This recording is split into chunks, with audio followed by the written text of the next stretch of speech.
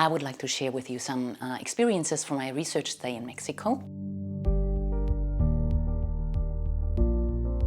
My research focuses on digitalization and on the social and political risks that it implies, but also on the opportunities, because the internet has created a lot of opportunities for citizens to access public information, to participate in politics, or to monitor what the governments are doing.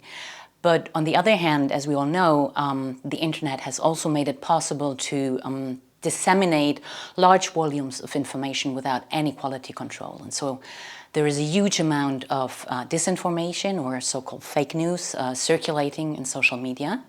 And what happens is that this disinformation or fake news spreads a lot faster and wider than traditional information from traditional news media.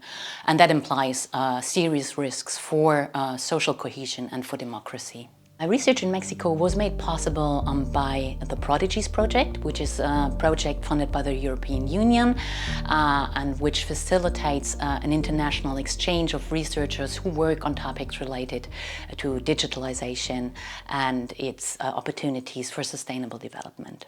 During my stay, I was hosted by our Mexican partner institute, the Institution Mora in Mexico City, and colleagues there supported my research in a lot of ways. We exchanged about content, and very importantly for my work there, for my field work, they also helped me to identify relevant interview partners. So to learn about how digitalization impacts Mexican society and politics, I conducted interviews with experts from different fields. I talked to politicians, I talked to media professionals, to members of civil society organizations that work on social issues, and I also talked to public officials that work in the area of transparency and access to information. For example, I paid a visit to the non-profit organization Socialtech, and their work aims at strengthening civil society through capacity building for journalists, for activists, for researchers, for social hackers, for whom they organize trainings and develop toolkits that help them to make strategic use of data. For instance, by helping them to identify and to counter disinformation campaigns and fake news through fact-checking techniques. I also paid a visit to the Mexican Radio Institute, and I had the chance to talk to their general director, Anita Breuer. And we talked about the role of Mexican radio station in providing access to quality public information. Hace mucho tiempo ha habido una demanda para que tengamos un sistema mediático plural y diverso, en la medida que una de las dimensiones del derecho a la libertad de expresión y a la información es contar con diversos puntos de vista, informaciones, enfoques que nos permitan fortalecer el debate público.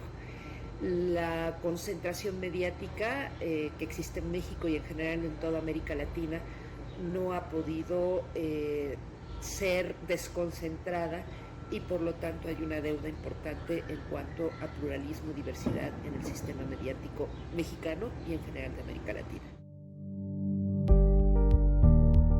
Tienen que ser medidas positivas por parte del Estado que permita fortalecer a otro tipo de medios, ¿no? Que son en un caso son los medios públicos, los medios comunitarios, los medios indígenas, pero también dar cabida a medios regionales, a medios locales que permitan precisamente generar una dinámica económica que permita ir teniendo menos concentración en términos informativos. During my stay, I also paid a visit to Visor Urbano, an e-governance initiative based in Guadalajara, the capital of the state of Jalisco. The aim of Visor Urbano is to use digitalization to make processes of urban planning more efficient and transparent. The initiative has been very successful in increasing transparency and reducing corruption.